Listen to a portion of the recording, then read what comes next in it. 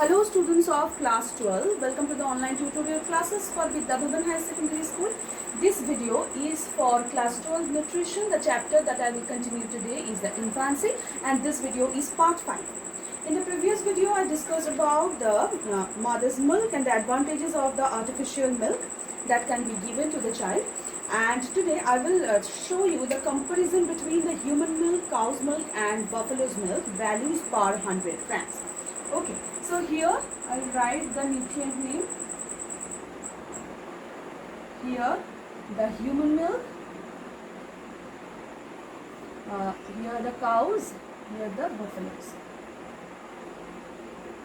Okay, and all are like per 100 gram value.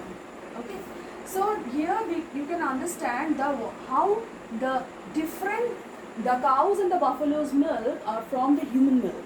Okay, so first in water, here is 88, here is 87.5, here is 61 only. That means it is very thick. Next is energy. Here it is 65, here it is 67, here is 117. Next the protein. Here it is 1.1, here it is 3.2, here it is 4.3. Next the carbs. Here it is 7.4, here it is 4.4, here it is 5. There is fat. Here it is 3.4, here it is 4.1, here it is 6.5. And these all are by the grams. Okay. Next the calcium. It is in mg. The calcium is 28 here. Here it is 120. Here it is 210. The next is phosphorus. It is also in mg. It is 11 here. It is 90 here, and here it is 130. Next the iron. It is also in mg. In the human milk, the no iron is present. Here it is 0.2. Here it is also 0.2. Next, the carotene or vitamin A, you can see it is mcg. It is 137. It is 175. It is 160.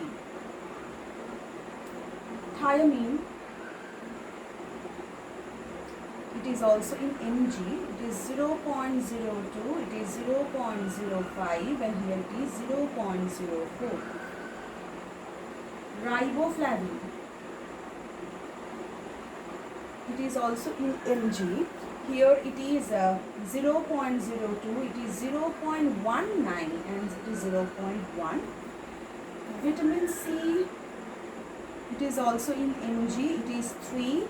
Here 2, here 1. So you can see in this breast milk or mother's milk, it is higher. Then the casein is to lactalbumin. This ratio is in here 1:2. Here is to 3:1, and here not present. So you can see all over the things that the calorie is lower in human milk, and the proteins is very high in cows and buffalo both, and the energy is very high in buffalo, and the carbs are also high in human milk but lower in those two. The fats is low in human milk but the higher in these two, and the other minerals more or less are all higher in cows and the buffalo's milk. So we have to like adjust it. Only the sugar or the carbohydrates is less in the cows and the buffalo's milk. So that is why when we have to give the artificial milk by the cows or the buffaloes, we have to add the water with it. In that way it can be diluted, and the amount of fat and the other nutrients will be decreased.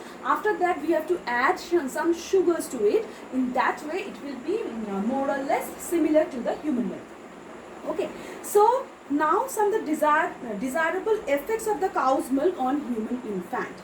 So for first thing, that is a composition low level of lactose. Here you can see the lactose amount is low in the cow's milk but greater in the human milk. Okay, So it can reduce the calcium absorption. The undesirable effect of it is it can reduce the calcium reabsorption in the human's body or in the children's body. Second, it is high in protein. The cow's milk is high in protein. You can see it is 3.2. What is the effect of it? Like the small infants, as the gut is not mature enough, there is a chance of unsplit protein to escape into the circulation that cause the sensitization or the allergies. Okay, so that is why we have to dilute it. Next, the cow's milk protein intolerance. Okay, because it is not the mother's milk that the child have to tolerate. The cow's milk protein, sometimes the children can't tolerate. The lactoglobulin or alpha casein may cause diarrhea, respiratory allergy, eczema, etc. Next, the low osmolarity. There is increased additional load on immature kidney due to increased demand of the water to excrete this soluble, the solute load. There is a chance for the dehydration or the constipation, because on this they are very thick. These cows and the buffalo's milk are very thick than the human. Next, high level of tyrosine and the aromatic amino acids that are not utilized, okay, lead to the azotemia or the acidosis. The cow's milk or buffalo milk have some sensitive components which are aromatic components, aromatic amino acids, which are not tolerated by the small children. The SDA is also high, okay, that increase the energy waste. The high fat in both too, okay, that can infantile the obesity. Infantile obesity can be happen. The low amount of iron and poor availability, intrinsic loss of blood, low vitamin C, the iron deficiency anemia can be happen. The high phosphate which is present, it is also can decrease the iron or calcium absorption. So these are the overall comparison between the human milk and the cow's milk and the buffalo's milk. And the last part which I told you, that is the differences between the cow's milk and the human's milk. Why we can't give directly the cow's milk to the small children, these I already told you. So what we should do, that we should dilute that properly, and then we have to add some sugar, and according to the dilution it can come like similar to the human milk.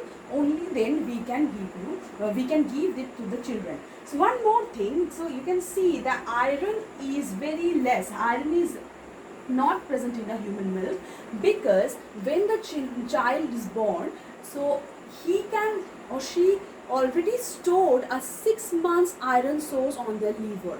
So the iron is not needed for first 6 months. After that the iron is needed, but for the first 6 months, for the exclusive breastfeeding months, the children does not need any iron. So that is why the iron is not present in the human milk. But you can see that in the cow's milk and the buffalo's milk, the iron is present.